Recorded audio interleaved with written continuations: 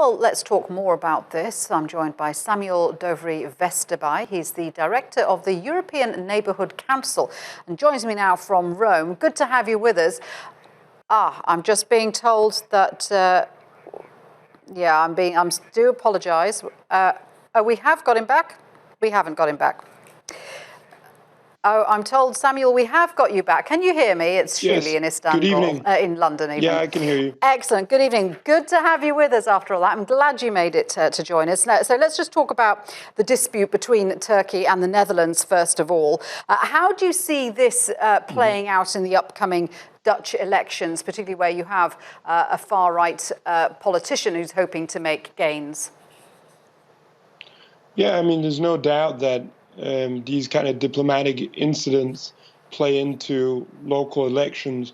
I mean, this is a general malaise, cyclical model in which domestic relations appear to be playing more and more of an impact on foreign relations, two sectors which traditionally, to some degree, should have some distance from one another. And this applies more or less equally both within the Dutch context as within the Turkish context, in which you also have upcoming domestic electoral urns on the agenda here in April.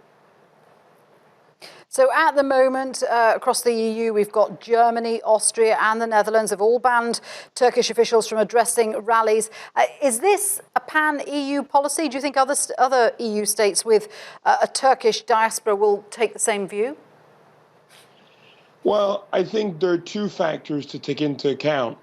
One of them is, as you rightly mentioned, is the fact that Turkey, Germany, Holland, they're all up for either referendum or election. So their domestic setting is impacting their diplomatic setting way too much. And number two, you have another factor, which is that all of them have laws which have to be abided, which include local and regional laws on how many people you can have in a meeting room and capacity.